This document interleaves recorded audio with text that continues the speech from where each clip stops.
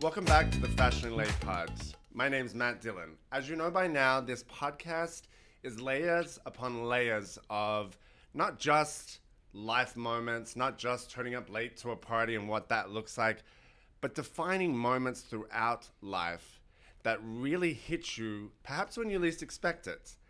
But the universe, as it knows, always hits you when it knows that you're ready for it. So today's guest, Jonathan Walker, I'm really impressed with him on a level of he talks the talk and he walks the walk. So my brother, welcome.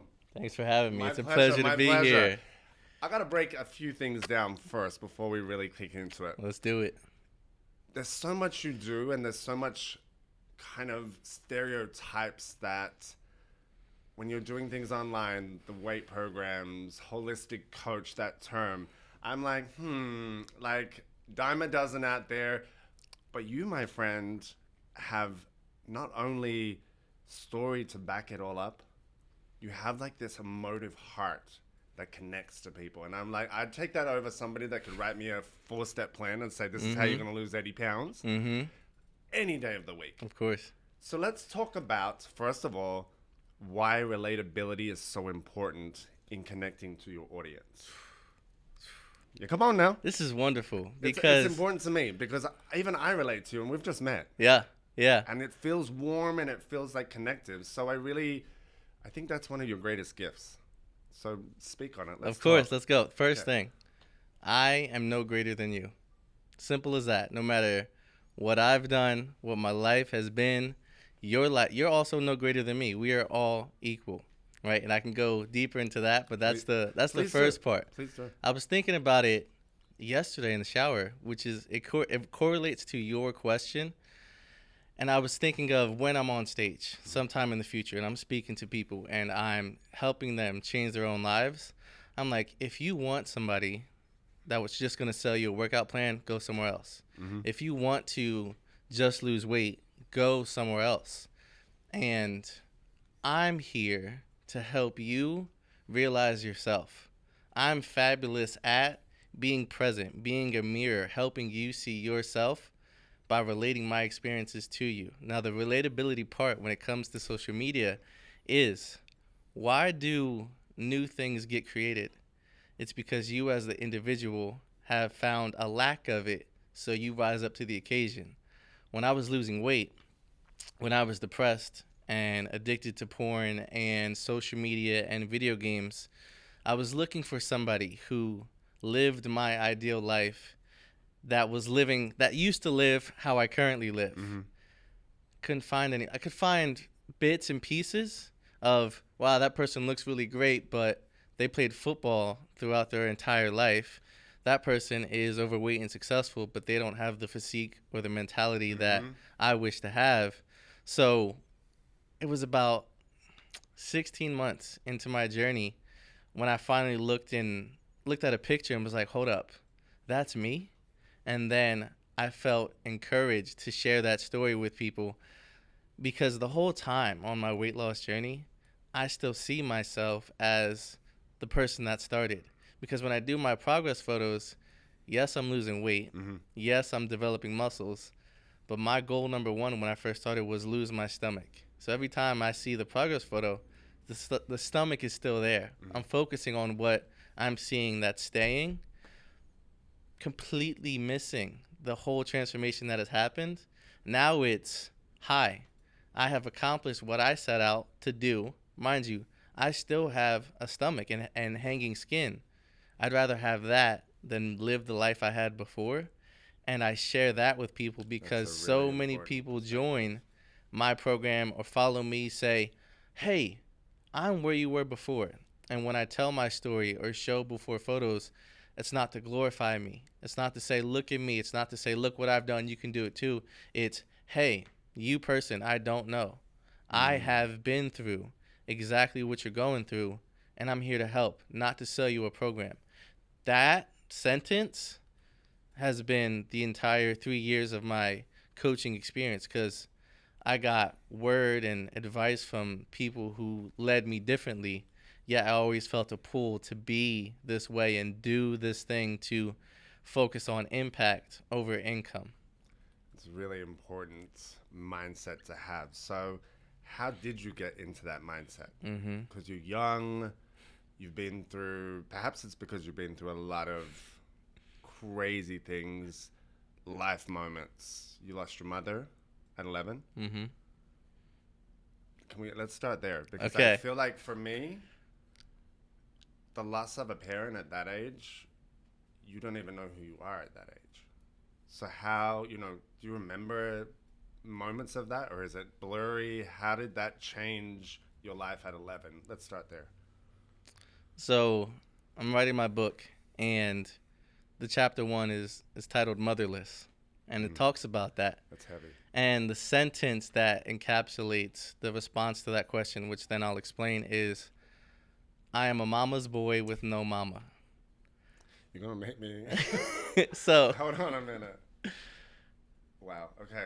I just needed to take pause for a second. That's heavy. So it's... When I tell people about it, they go, oh my gosh, I don't know what I would do if I lost my mom. You'll figure it out. That's exactly what me and my sister did. I mean, that's facts, yes. Yeah, but it takes a certain human being to...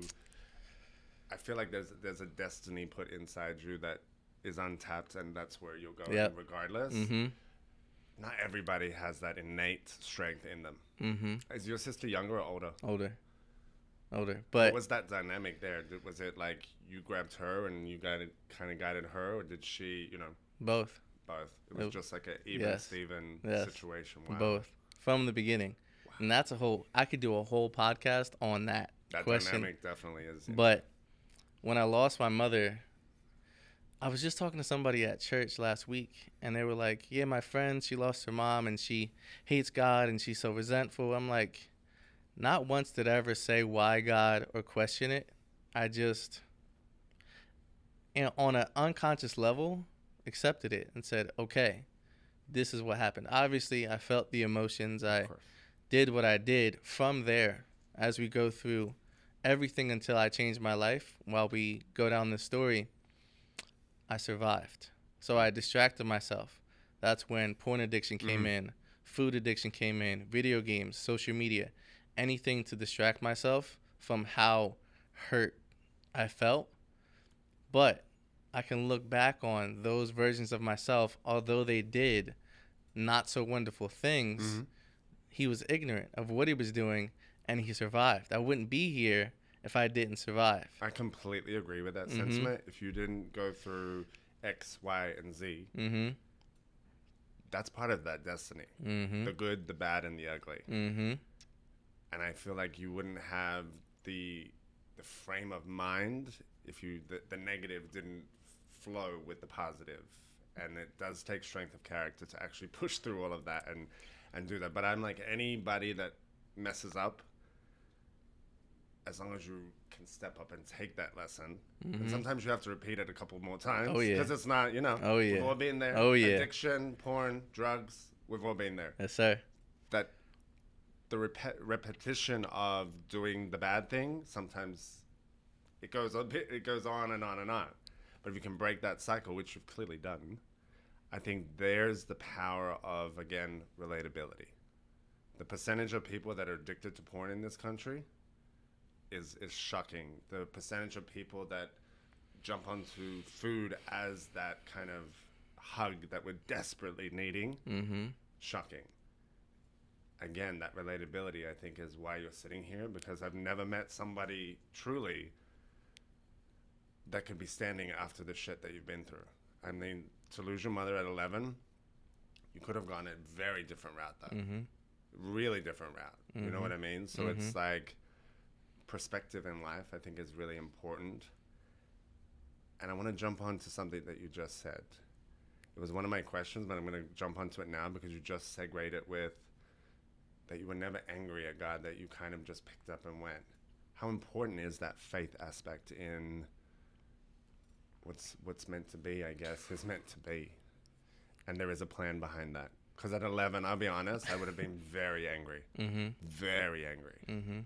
I remember when my parents got divorced, my dad stayed at the church and my mom and I were kicked out of the church because the priest sided with the thing. So I have a very complex relationship with Catholicism and church and religion, but have always believed in a higher power of myself. It's just how you show up sometimes isn't, you don't have to sit in a pew in a row to, you know, and go to church. You take it in your own way. How did you have that foresight to be like, it's...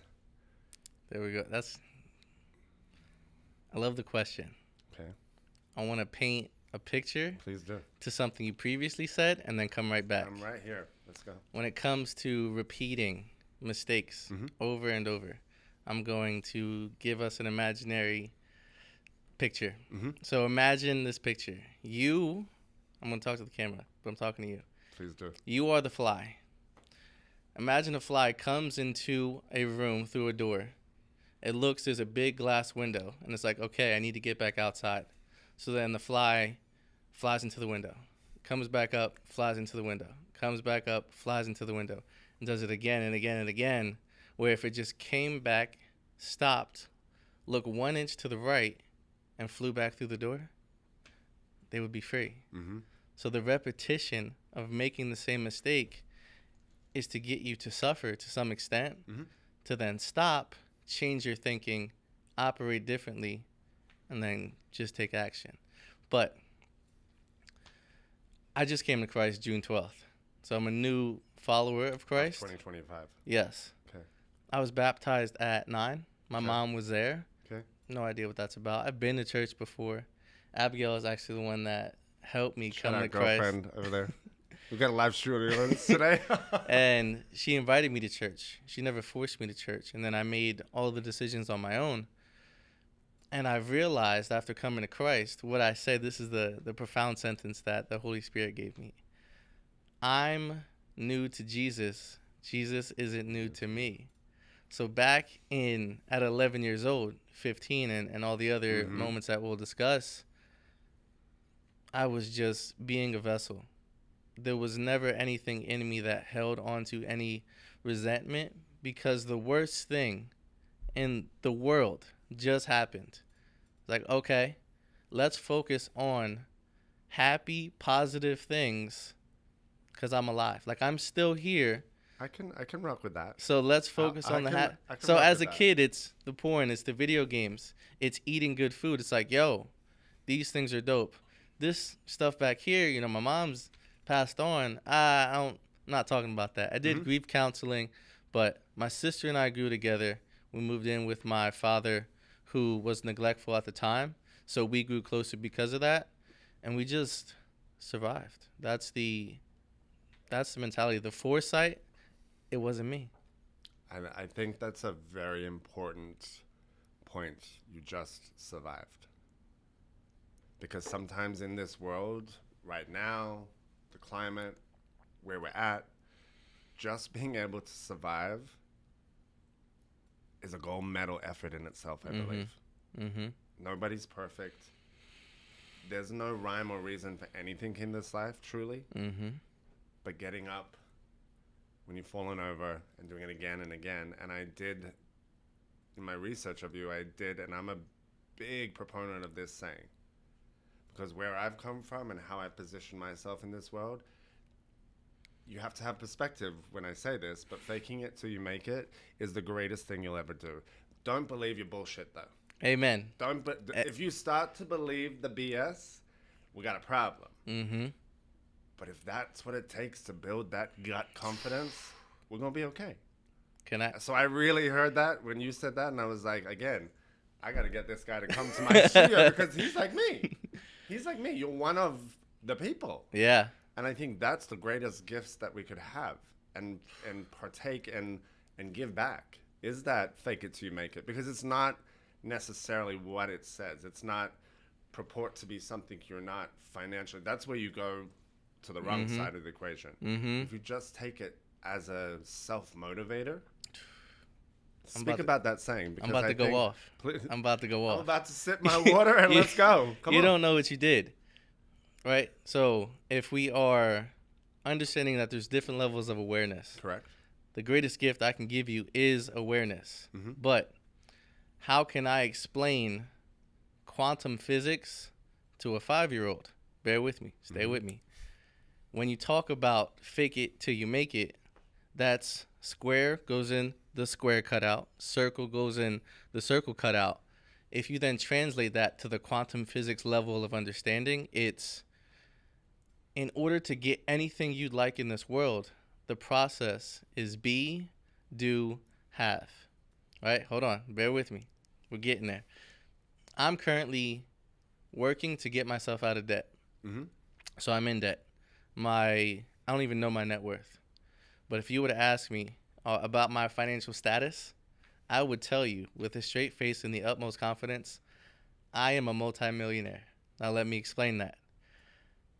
Be a multimillionaire. Do multimillionaire things, and you will have multimillions. Which We got is a drum? Hang on. No, that's real talk right now. Mhm. Let me get that's real. Wow. Okay. Instead of I needed a notepad for this today. I'm like, come on.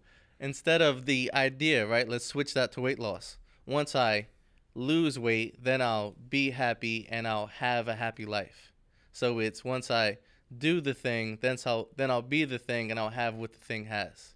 Instead, it's let me be the fit and healthy person, and I'll do the fit and healthy things, which is now an expectation instead of a forcing yourself to do it. Then you have the fit and healthy life. I just gave a speech yesterday, and the speech is titled "Duh," because when you get to the point that you achieve the goal, of course, because looking back, you'll see all the work required to do it. That's important. So when you all the work required to do something. Oh, of course. We could talk all of these Yeah.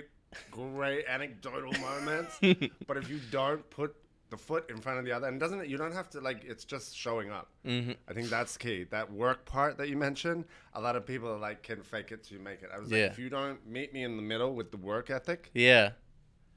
you just faking it. So it's fake it till you make it, because it's your imagination. Now hold on, one more thing, and I'll toss it right back.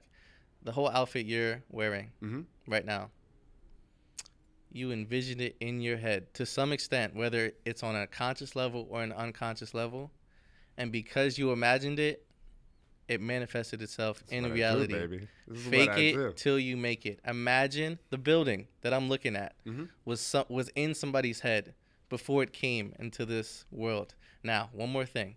Your words are the bridge between your thoughts and your actions.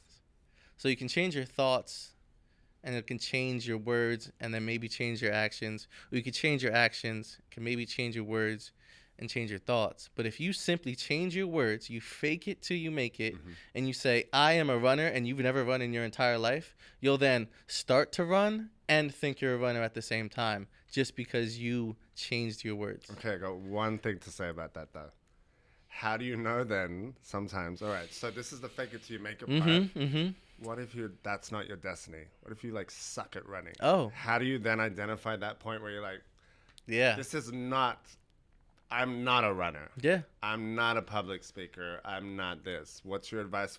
How do you have to tell yourselves hard truths sometimes. Yeah. Because I see people being like, I want to be like this. I want to be like that. I want to be an opera singer. You're not Pavarotti. You never will be. You suck. I don't think that's a negative word saying to yourself, no, because you got to, like, twist and turn to find your destiny. So how do you talk to yourself and be like, well, maybe this is not my destiny? It's like this. Somebody said to me the other day, I want to be a model. So what I do, I go out there with models and I put them on TV. And I use real people to do that. And some of them, I'm a kind person, but some of them I'm like, oh, you're a TV model. You're not a runway model. Yeah. There's a big difference. But I'm gonna tell you exactly what it is. And Yes, that's sir. what you love about me. Yes, sir. So I'm like, how do you frame yourself to be like, this might not be the avenue for you, but you're kind of you're in adjacent to something that's going to work from you. Maybe, if you weren't a good speaker like this, maybe you could be a great person to, like, gather the speakers, but you're a phenomenal storyteller. Of course. Not using you as that example. How do you give yourself tough love is my question. Oh, this guy's in my head. I am not a bodybuilder. I signed up for a bodybuilding show. Mm-hmm. I had a bodybuilding coach. I did bodybuilding workouts, and my life force, my energy suffered because of it. Now, I've run multiple marathons. This isn't to glorify me. It's No. the grace of him. So discipline isn't the question. Hard work isn't the question there at that point. 100%. How many marathons have you run? What are you up to 5. now? 5. 5. When That's when I was doing the bodybuilding, Yeah. I saw how my life was just so unenjoyable. When I was doing the marathon running, how I saw how much it enriched my life. So, to figure out if this is not for you, if you have any inclination that, hey, I want to do this, go do it. So, my example with that is nothing in you has said, I want to be an astronaut. So you're not going down that path. Mm-hmm. But if something in you is saying, hey, I want to be a musician, Mm-hmm. go do something. And then you'll learn. I got to a point when I was doing my bodybuilding training that the discipline in me was coming into force with the part of me that was like, this is absolutely horrible beyond the discipline. And I spoke to people about it. I didn't simply make a decision because I felt lost or I felt fatigued. I talked to my therapist. I talked to my girlfriend. I talked to my bodybuilding coach. I talked to my little brother who I work out with. And I was like, I really feel like I'm letting myself down by letting go of this. And I had all their support. Whatever you choose to do, you did it. You put in the effort. My bodybuilding coach helped me look at it in a different light. I'm not quitting. I've moved on. I learned a lot from the bodybuilding. So the way that you go down these different avenues and get your directions is you must just be aware of yourself. Take time to either talk with somebody or journal once per week just to talk about yourself, so you stop yourself from doing and living to just sit and be, and then you be very truthful with yourself. The moment I stopped bodybuilding, my workouts were fun again, my meals were fun again. I was excited to hang out and run with people. So you must identify that you're suffering. Once you identify that you're suffering, is this suffering in a good way that'll bring me somewhere, or suffering for no reason? If it's suffering for no reason, you have to change your thinking. There you go. There's the answer to the question. Okay, because I was like, a lot of people are like, I want. And I'm like, well, sometimes it's not the destiny that above has for you. And it takes, I think that's the simplest way I've ever heard it explained. Can I add to it? Yeah, please. Go do it. Right? No, I'm saying. No. Do that. Though. Yeah, I'm saying if you have this idea, you want to go do it. You'll find out. Because I struggled in math through grade school. Always was in honors, reading and writing. My SAT score, my writing was the best, reading was second, math was third, but I studied engineering, right? We're skipping ahead. I failed out twice because I failed so many classes, got back in twice, became an engineer, was an engineer for almost 3 years, yet here I am as a life coach, a public speaker, an author, whatever you want to call it, where writing and reading are the top of my skill sets. You'll know. I was telling her the other day, right? And this is how you know.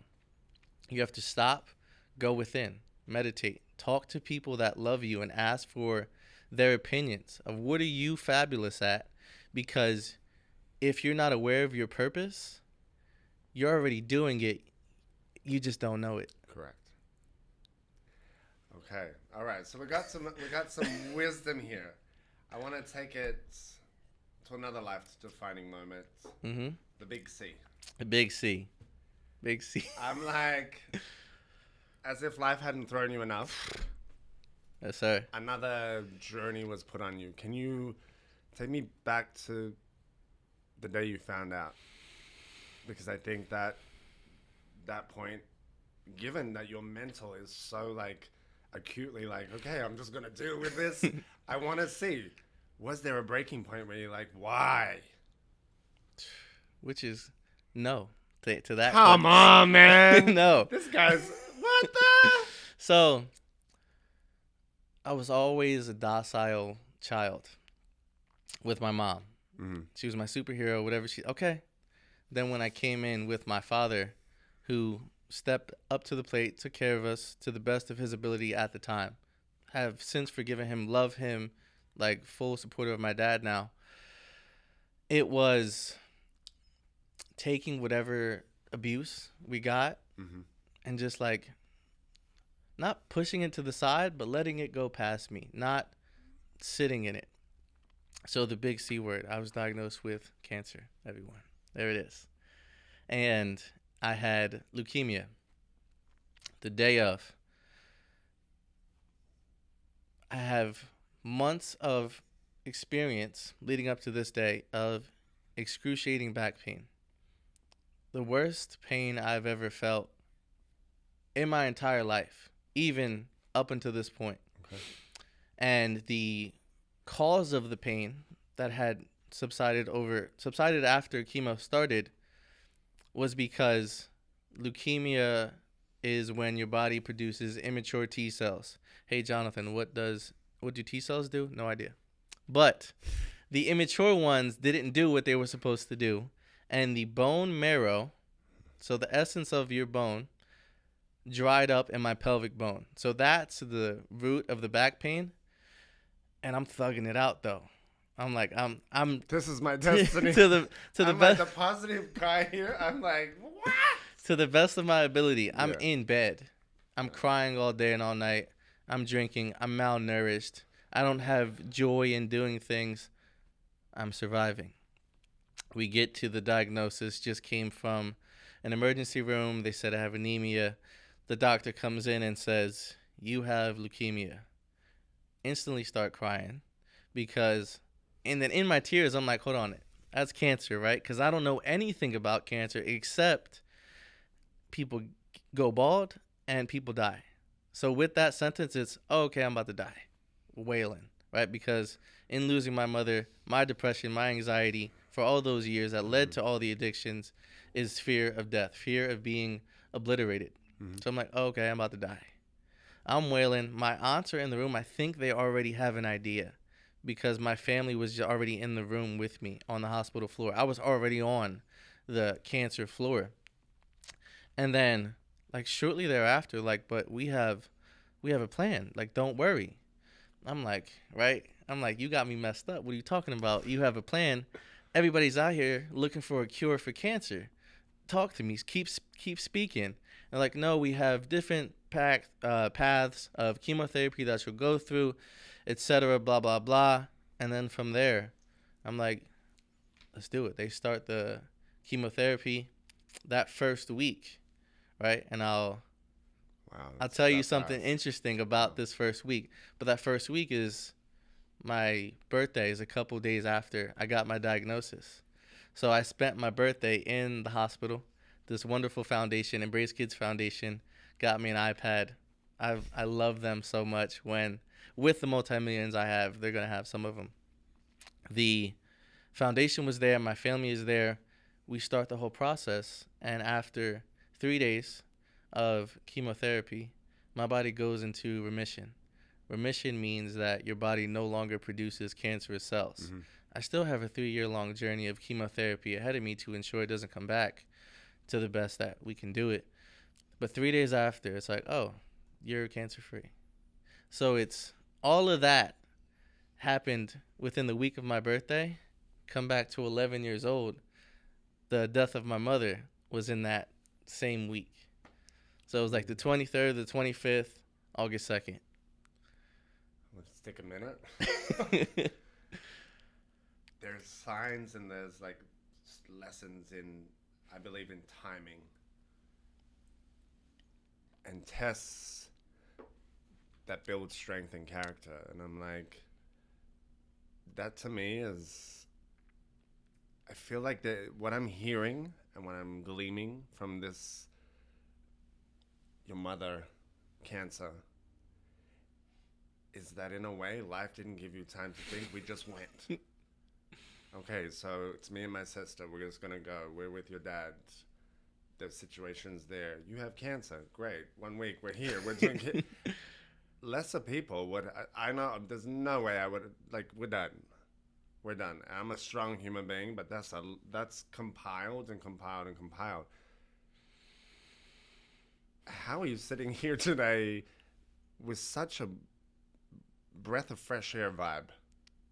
Because life really slapped your ass like silly. How? I'm speechless.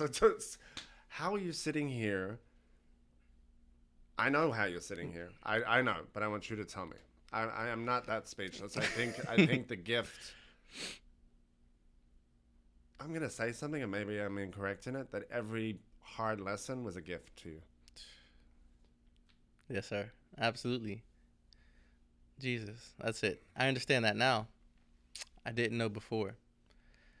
Even before I found Jesus or I connected, reunited myself with Jesus, it was. I love that though. Reunited. Oh yeah, he was always there. Yeah. Right. A gift my mom gave me, her funeral card. The back of it is the poem Footprints. Do you know it? I know that very well.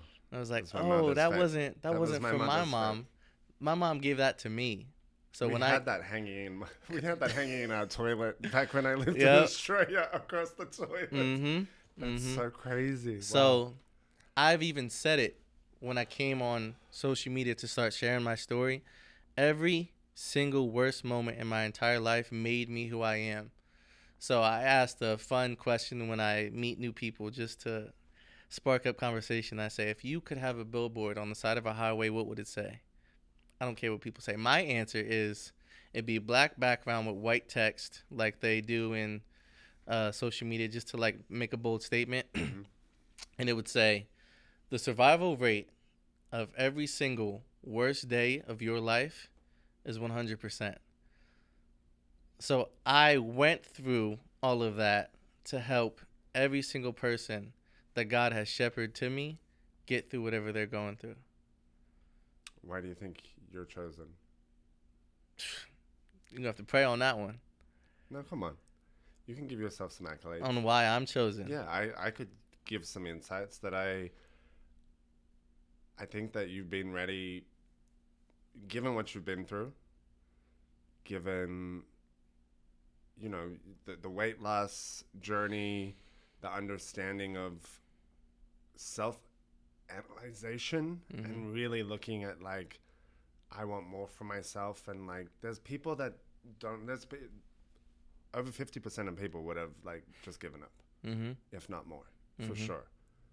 So to ask that again, like, is it because God knew that you could do it? Yeah.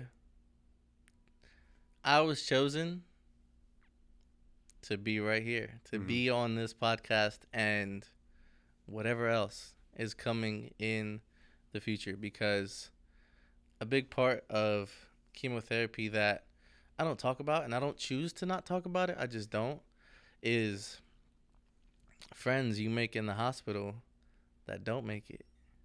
And then you're wondering, not actually asking this question, how come this person didn't make it and I did? And that's survivor's guilt, but I never dwelled on that.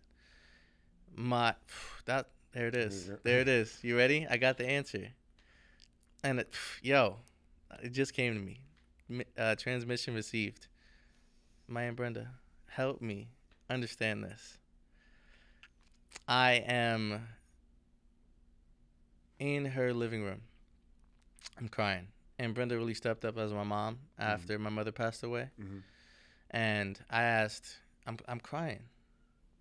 And I'm asking Aunt Brenda, why did I survive? So I guess I did have a moment of why. But it was immediately subsided because of this conversation.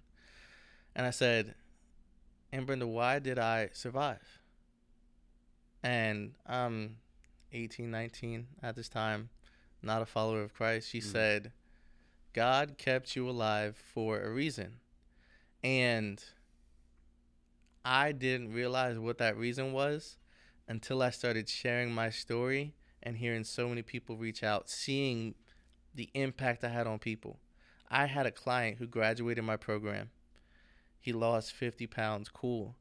but he was sitting on 2 business ideas that he had thought of years ago that he started while he was with me. And he just sent me a text message the other day and said, "Hey, I'm a keynote speaker at this event. Thank you." That's why. There you go. Because without sharing stories and without taking lessons from other people, I don't think that we can internalize and really see our own greatness, to be honest. So I think, and I think it's okay sometimes, and it's easier for me to say it to you, it's okay to have a little bit of an ego about what you do. Yeah, it is. It actually is.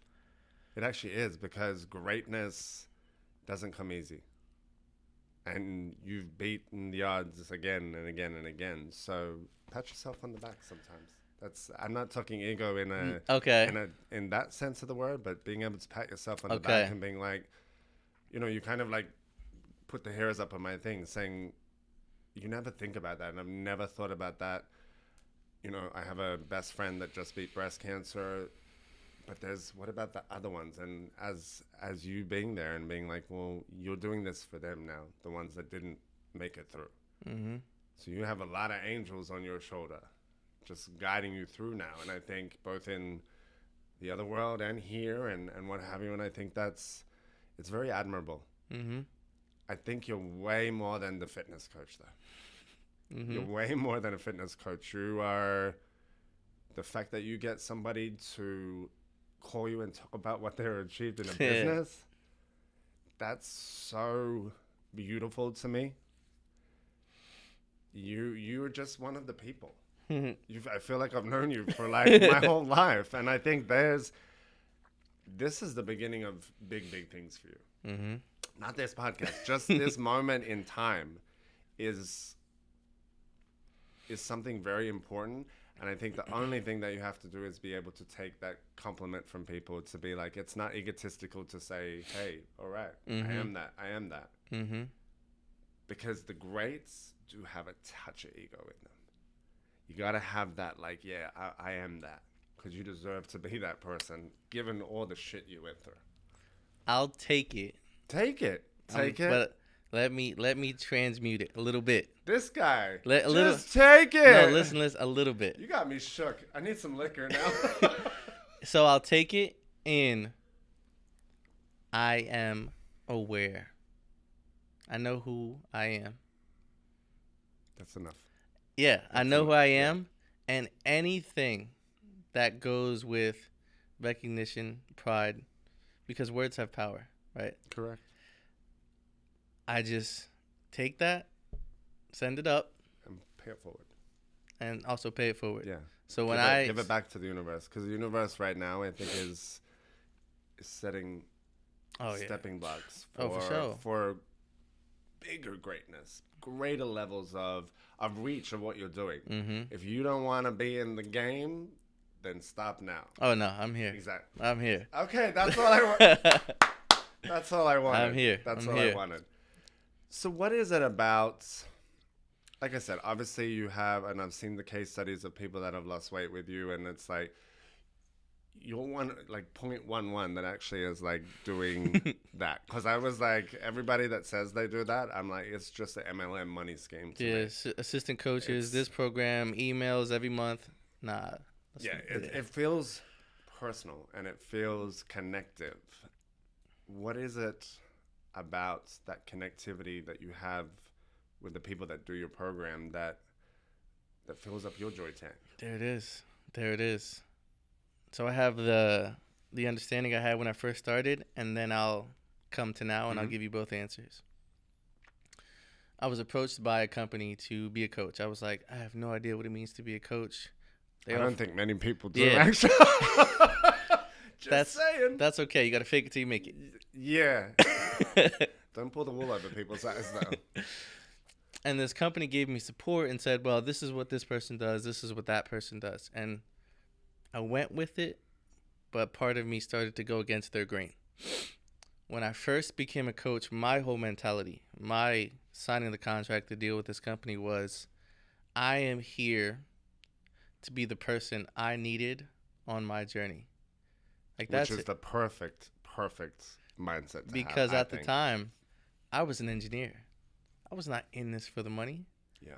I was in this for the impact. Then along the way, got convoluted, started doing what everybody else does. Money came in. You have to go through the motions. Now, I understand why the program is the way that it is. Mm-hmm. And right now, I'm being tested in being faithful in the little to be faithful in the much. Mm-hmm. Not to call that what I have is little. But It's like you just, not, yeah. because impact is, I measure anything based on, it's not about numbers, it's not Mm-hmm. about this.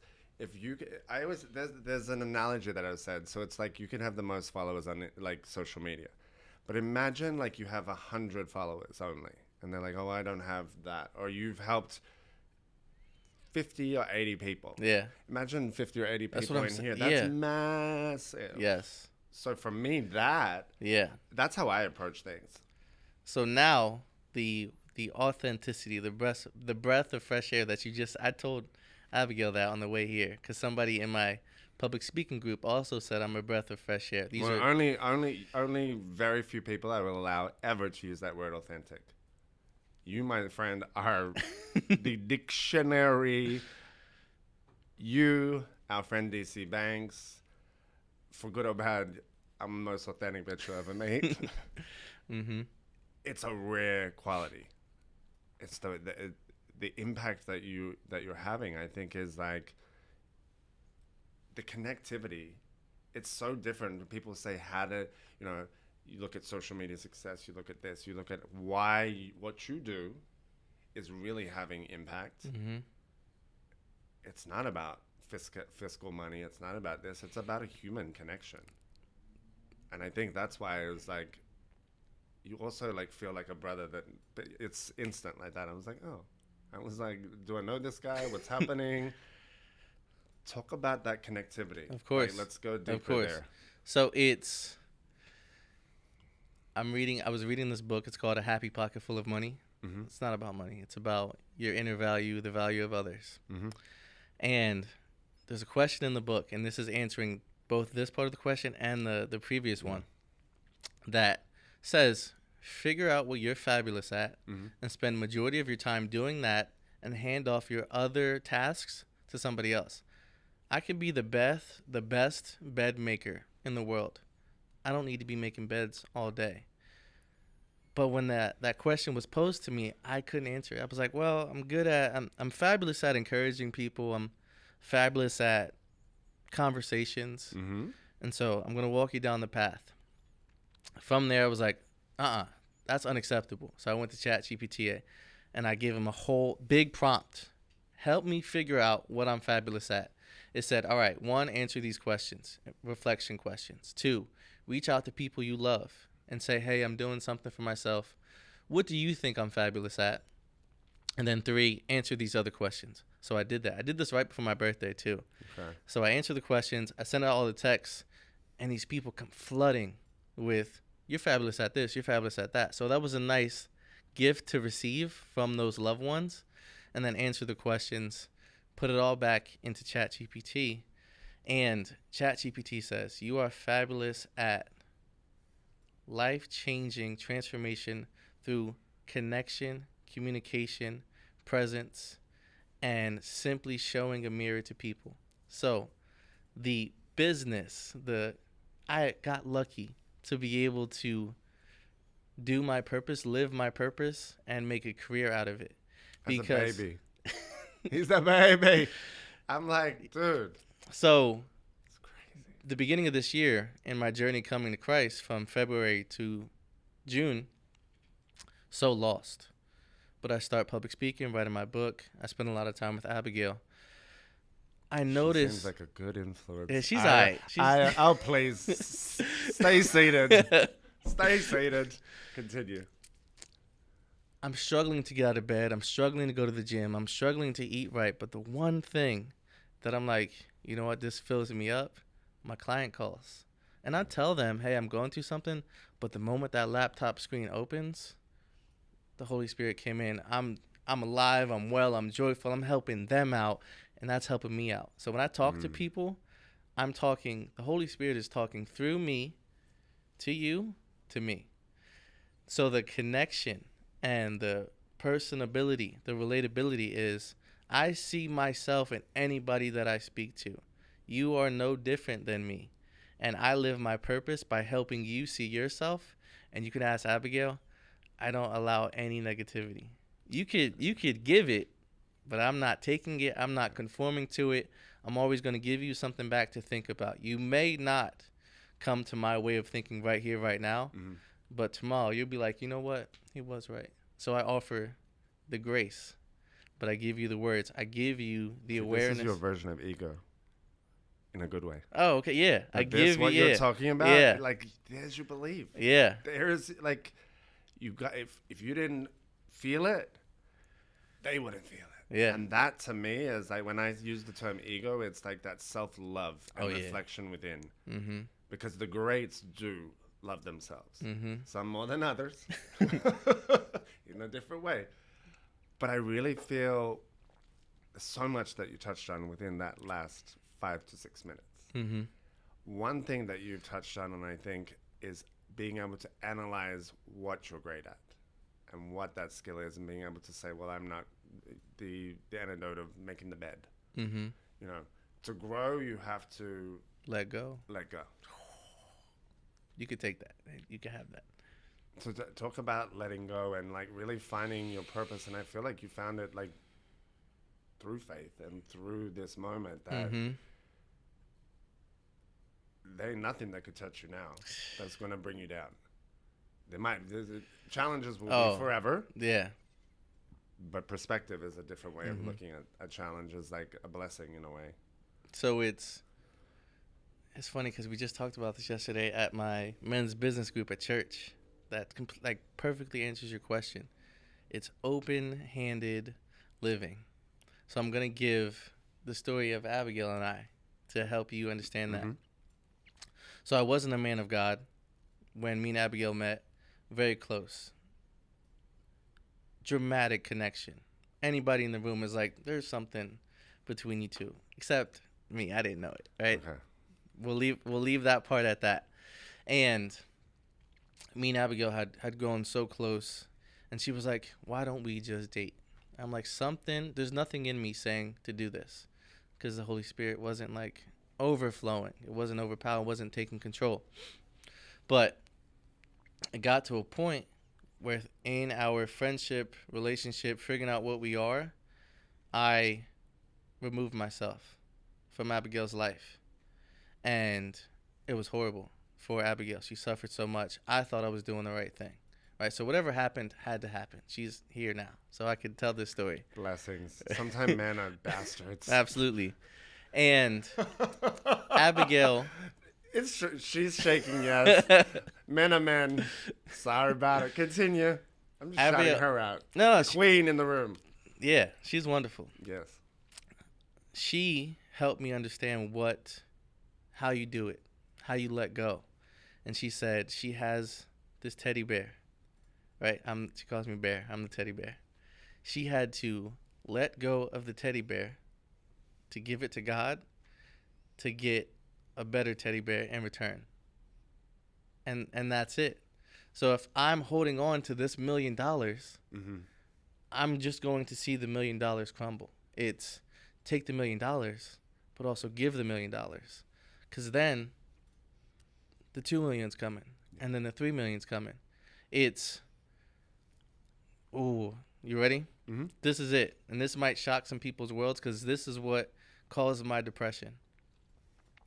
Everybody is always aware that we always have room for improvement. Correct. I can do better. I can get better. I can do this, whatever. But whether you're a follower or not, you're born. You're not installing any updates. You're not getting any add-ons. You already have within you everything you need to do any and everything you'd like. With that being said, whether you identify it mentally or not, you, Matt, are whole and complete right here, right now. And you also have room for improvement. Correct. When you understand that those two are true at the same time, it creates a paradox.